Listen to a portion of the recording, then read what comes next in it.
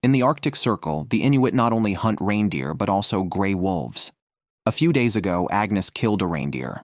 They left the entrails and hide to attract wild beasts. Today, they returned to the reindeer's gathering place and saw a herd running. Agnes sensed danger and quickly used her binoculars to scout. The frenzied running of the reindeer usually indicates predators chasing them. Indeed, a young gray wolf was seen sprinting behind the herd, about to cross over the hilltop. The Chips had to act fast. They decided to advance along the ridge and attack the wolf from the side. It was an intense chase. The formidable wolf, once hunting reindeer, now became the hunted, trying desperately to escape. The Chips, seizing the moment, increased their speed, reaching the hilltop on their snowmobile. They observed through binoculars again. The wolf stopped abruptly, possibly due to not hearing the snowmobile. After a brief rest, it continued on, as it was on a frozen creek. The Chips cautiously decided not to risk it and gave up the chase. They continued tracking the wolf and found a recently killed reindeer. Chip looked into the distance and saw the running wolf, attempting to escape using the same route as the day before. They planned an ambush ahead, waiting for the wolf to fall into their trap. Unfortunately, the wolf was too fast and escaped the encirclement. Chip pursued, while Agnes aimed her rifle. As the wolf ran further, Agnes had to shoot quickly but missed. She reloaded and took another shot, hitting the target this time. They found the wolf lying in the snow, lifeless, touching its furry coat. They felt a mix of emotions. The high-quality wolf pelt could sell for $1,500, covering their fuel costs for the days. They moved the slightly frozen wolf onto their snowmobile and returned jubilantly. This is about the front legs of two moose. Eric plans to remove the hide to access the meat. His snowmobile broke down a few days ago and is still being repaired. During this time, he handles other matters. After peeling back the hide, the scent of meat is intoxicating. He cuts the meat into pieces, processes them in a blender, and packs the ground meat into freezer bags. This fresh, lean meat will be his main food for the coming months. Eric, a hunter who lives off hunting, values animal fur highly. Different furs have different values, such as fox fur worth $40 to $60, badger fur worth $250 to $500, and wolf fur being the most valuable at $1,500. This is why he is eager to catch gray wolves. He sets off on his snowmobile, often checking traps for two reasons: to be responsible for the trapped animals and prevent them from being stolen by other wild animals, and to avoid snow filling the traps and rendering them ineffective. The ice on the river is starting to melt, signaling the approach of spring. While checking traps, Eric spotted a spruce grouse, a delicacy in the Arctic region with exceptionally tender meat. He usually eats at least 2 at a meal. He shot it with his pistol, demonstrating his top-notch marksmanship. Seeing the grouse was not yet dead, he twisted its neck swiftly. Then, noticing another grouse in a tree, he shot it down too. However, the hunt was not over. The forest was full of these naive grouse. Despite the gunfire, they did not hide. Eric easily shot 2 more, securing 4 grouse in total for dinner. Back home, he prepared the grouse, cutting open the tender bellies, removing the breast meat and edible organs, and using the rest as bait. After cleaning the grouse, he cooked a stew with chicken, deer meat, potatoes, and onions, soon filling the house with a delicious aroma. By midnight, hungry, he began to feast. Living in the wilderness requires not only food, but also enough firewood for the winter. Every few days, he chops dry spruce trees, with one large tree providing heat for several days.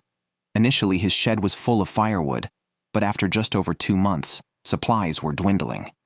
To survive in Alaska, one must stay busy, as laziness cannot be afforded here.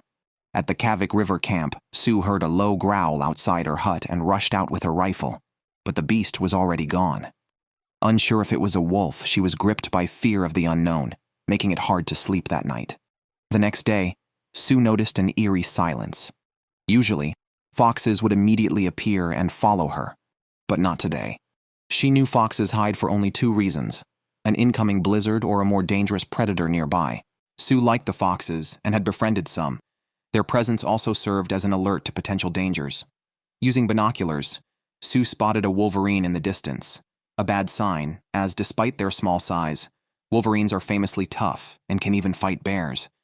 Sue donned a white suit for camouflage, took her rifle, and searched for the wolverine. Although her steps were unsteady, Her determination was clear. Living alone in the wilderness requires a strong character and facing threats head-on to instill fear in wild animals. Although the snow was covered in wolverine tracks, it seemed to have vanished. Sue fired her gun as a warning, the continuous shots likely instilling fear and asserting who was the boss. Perhaps the warning worked, as by evening the hiding foxes reappeared at the camp, their calm demeanor indicating the danger was over. Sue fed them and watched them play, feeling genuine happiness. This was the ideal life she had always sought. To protect herself and her little friends, she was prepared to go all out, no matter the opponent. After a heavy snowfall on the Yukon River, Andy went to town to buy a second-hand logging machine. He needed to return home before the roads were blocked by snow. However, the roads were covered in snow, causing his tires to slip. Andy had to slow down and firmly control the steering wheel. As the weather worsened, the possibility of road closures loomed, leaving him little time. The car wobbled dangerously as he drove, and with the elevation, although the snow lessened, the mountain roads became narrower and more winding. Carelessness could lead to a fatal accident. To complicate matters, large trucks were approaching, often hogging the road and reluctant to slow down. Andy grumbled about this, but soon reached Igortown. He left the logging machine there until the Yukon River completely thawed. For now, he would return home alone. The next day, Andy set out to repair his tractor in preparation for the upcoming spring season. The tractor had an axle issue causing the tracks to fall off during operation. Andy first dismantled all 4 axles and took them inside for inspection, where he discovered 2 missing long screws. Kate used a magnet to search for these screws, while Andy continued repairing other parts. He found that the axles were misaligned, which posed some difficulty in fixing.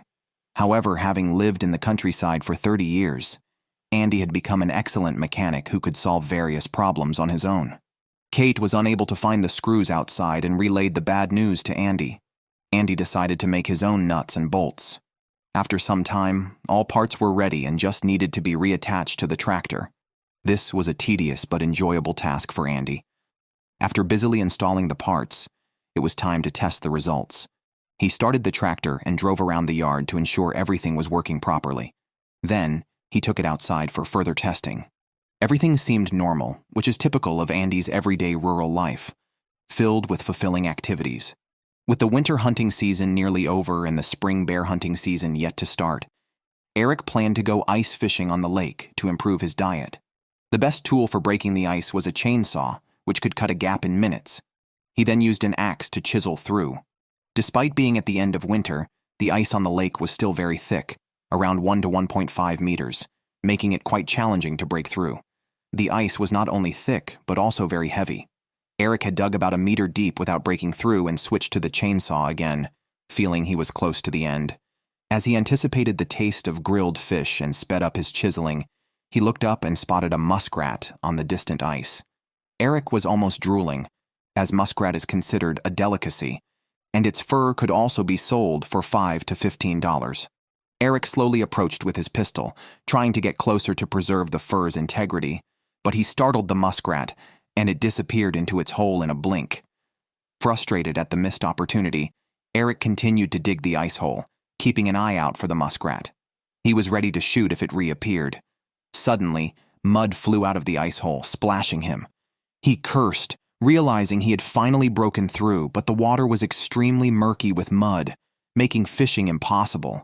Although his fishing attempt was unsuccessful, knowing that muskrats were present wasn't a total loss. He planned to set traps the next day. When Eric returned, he looked for the muskrat's den, which resembled a beaver's lodge, but was much smaller. He noticed fox tracks in the snow, indicating another predator was after the muskrats. Eric continued digging with an axe and soon unearthed a half-eaten muskrat, apparently cannibalized by its own kind during the harsh winter. Although this den was ruined, there were many others around. Spotting a muskrat, Eric approached with a trap. Although he could have shot it with his pistol for a quicker kill, he chose to use a trap to preserve the fur. But now, seeing a muskrat's rear end sticking out of the den made things easier. Eric grabbed its tail, flung it out, and quickly stomped on it, killing the muskrat instantly. Satisfied with the perfect condition of the fur, Eric smiled contentedly. But the bigger surprise was yet to come. As he turned around, Eric spotted another muskrat in the distance. Excitedly, he ran toward it. The muskrat clumsily attempted to flee, but panicked and ran straight towards Eric, who kicked it away. The muskrat then met its fate under Eric's heavy stomp. Fortunate indeed, Eric couldn't stop smiling as he hadn't even needed to use his trap for such a bountiful catch. As dusk fell, Eric lit a fire in the woods. Tonight's dinner was delicious muskrat meat. At the Kavik River camp, although spring was nearing, it was still very cold. Sue looked at her nearly empty freezer, feeling an even deeper chill. She was down to her last 2 packs of deer meat. Living in the Arctic Circle, she heavily relied on meat to stay healthy. To secure more meat, she decided to go hunting for the large-bodied moose, which could provide 600 to 700 pounds of meat, enough to last her half a year. Although she didn't want to spend the night outdoors, she took considerable supplies with her.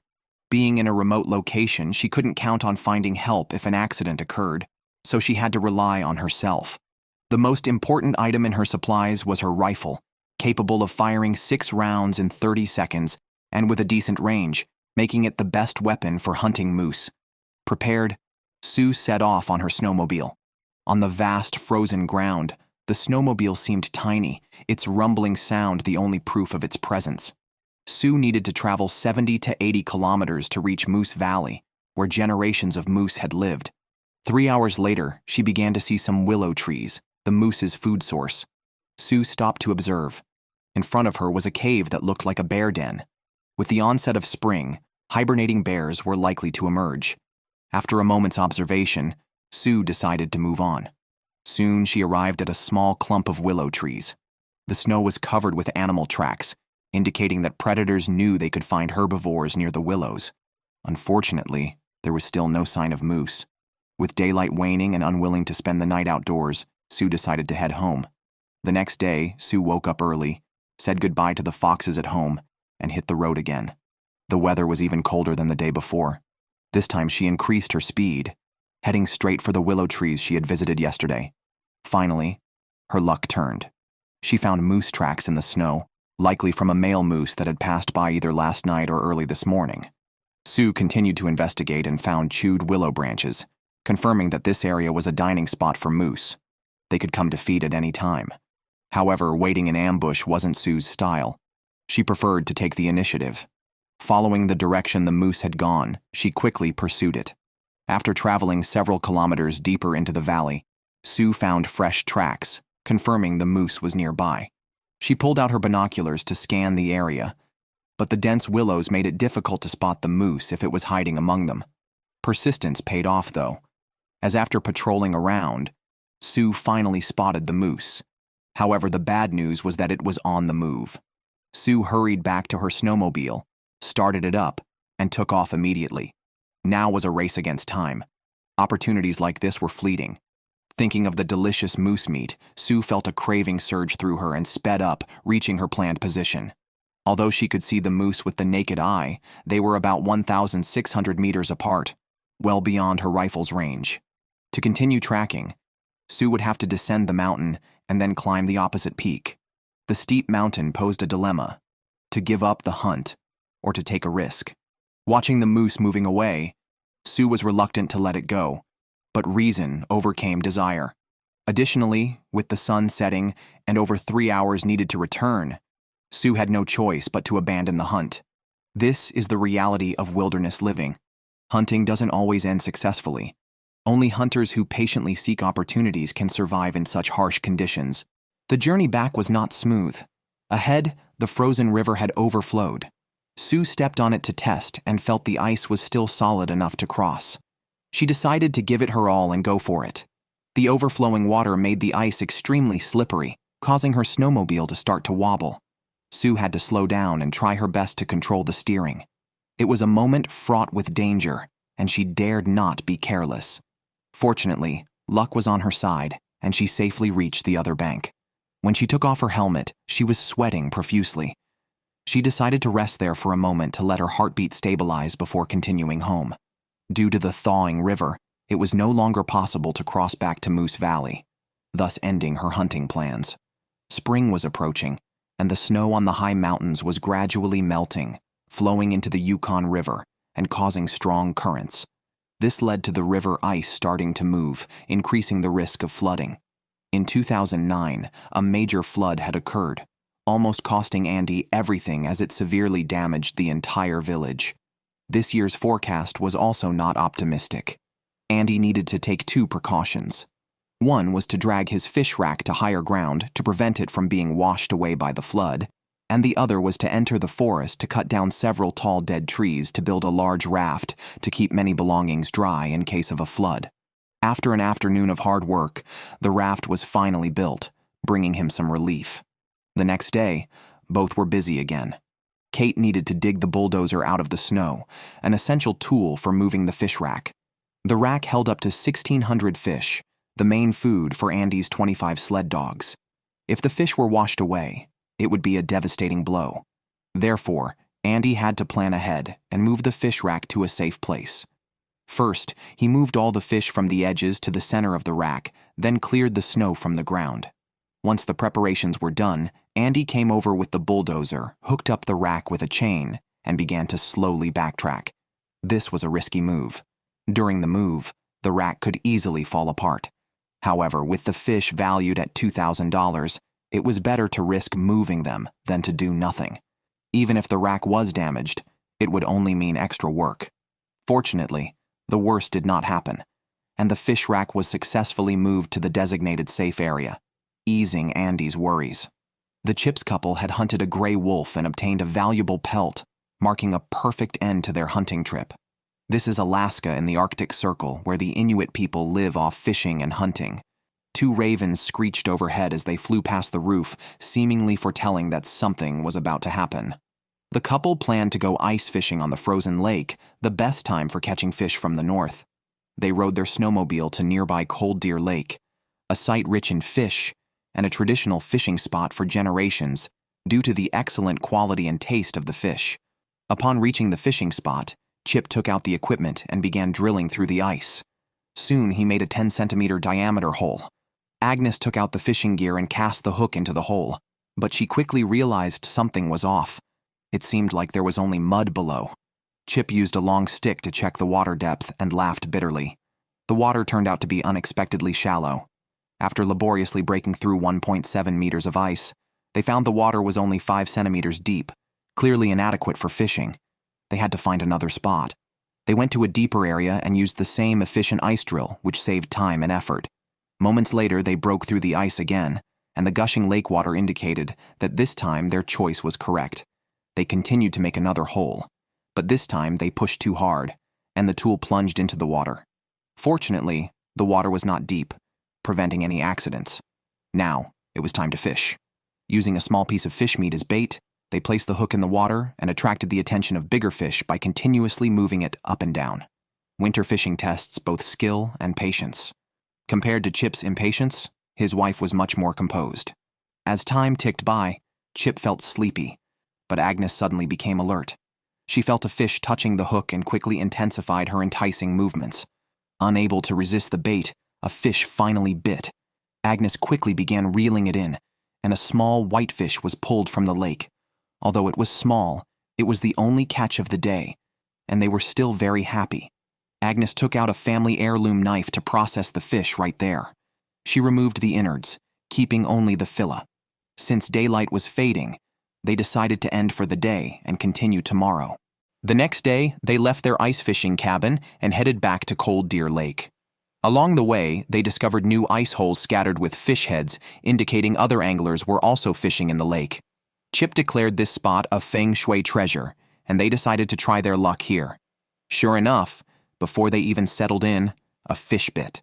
Chip grabbed a club and delivered a sharp blow to the fish, stunning it before freeing the hook. Meanwhile, Agnes also had a bite. A big one.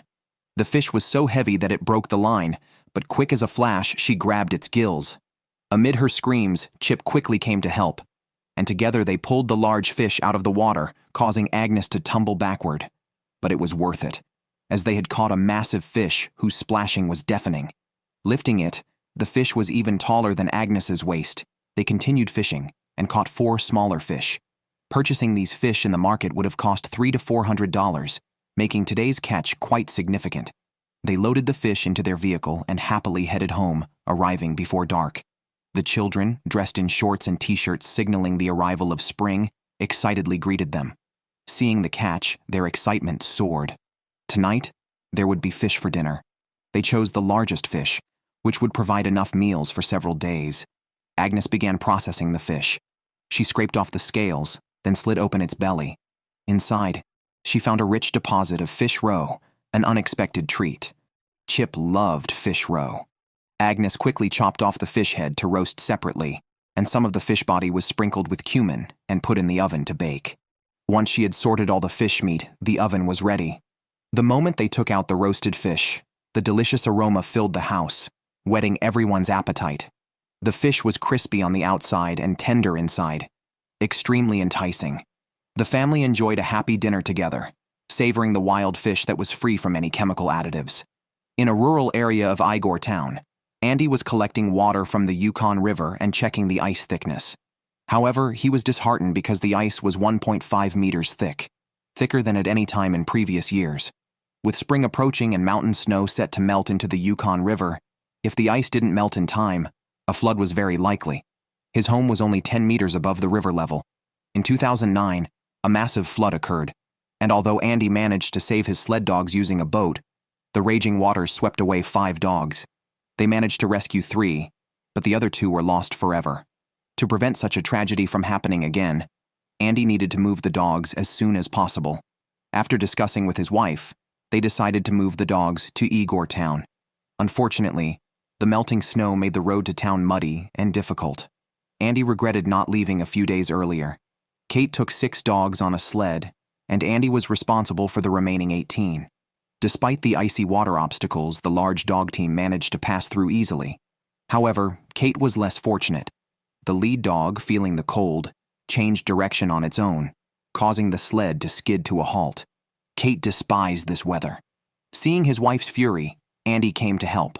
Although they freed the snowmobile from its predicament, Kate's foot slipped into the water, feeling bitterly cold. After making some adjustments, they continued on their way, and fortunately, the rest of the journey to town was relatively smooth. They soon reached their second home in town, where Kate stayed to care for the puppies, while Andy had to return home to fend off the flood and protect their property. After a reluctant farewell to his wife, Andy set off back home, leaving his worried wife behind to silently wish him luck. At the camp, Sue had worked for over a decade and had grown very attached to it. She loved her job dearly. However, the current owner of the camp was planning to sell it. If the ownership changed, Sue faced the risk of unemployment. Therefore, she decided to buy the camp herself. Although this would require a significant amount of money, after saving for over a decade, she was able to afford it. To relax, Sue decided to go hunting for a moose in the wilderness. However, an unexpected problem arose when her snowmobile broke down. Frustrated, Sue kicked and hit the vehicle. The wind speed reached 30 to 48 kilometers per hour, and the temperature dropped to minus 40 to 50 degrees Celsius, conditions that could quickly freeze a person. Upon inspection, she discovered that a belt had broken. Fortunately, she had brought a spare, but installing it was particularly troublesome due to the cold weather, which made her fingers freeze. Remaining calm and focused, Sue successfully installed the new belt and couldn't help but cheer for herself. In the Brooks Range, Eric is a hunting guide. The arrival of spring meant he could start his regular work, but first he had to prepare by cutting enough firewood. Spring is the best time for chopping trees because the ground still has snow, allowing him to transport the logs using a snowmobile. If it were summer, he would have to walk. Eric looked for dead spruce trees, as this dry wood is ideal for burning. After a busy period, he cut down many dead trees, filling his sled and piling some on the ground. He would need several trips to transport them all. Meanwhile, Sue returned home before dark, unfortunately empty-handed. She applied some lotion to her face to treat frostbite, then called her son to inform him of the current situation at the camp and her intentions. Although her son was concerned for her safety, he understood Sue's aspirations and supported her. Reassured by her family's support, Sue traveled to Fairbanks the next day. At the real estate center, she signed the purchase agreement. The camp officially became her property, and at the age of 50, Sue was about to start a new chapter in her life. Coincidentally, Eric was also approaching a peak in his career. Alaska was about to have a major spring hunting season, and as a guide and equipment supplier, Eric was preparing to provide services to 6 visiting brown bear hunters next month. Today, the first client was arriving. Eric had prepared the guest room and 2 essential pieces of equipment for the client: a 60 times magnification digital telescope and a hunting rifle. This rifle, renowned for capturing countless brown bears and moose, had been with him for many years. Now, he was driving to pick up the client. On the Yukon River, Andy was still busy, doing his best to move valuable items to higher ground and stocking up on food and fresh water in the house. In case a flood trapped him, he could survive for several days. The next morning, Andy observed the river surface with a furrowed brow. Ice blocks were accumulating, and the water level was gradually rising. By noon, the ice blocks started moving with the river flow, moving at about 16 to 20 kilometers per hour. The situation was improving. Andy sat on the roof, quietly watching the river surface, where the ice in the channel began to thin out. The first flood peak had passed, and it seemed that a disaster might be averted. A few hours later, Kate arrived by helicopter. She had arranged for someone to look after the puppies and decided to join Andy in welcoming the arrival of spring.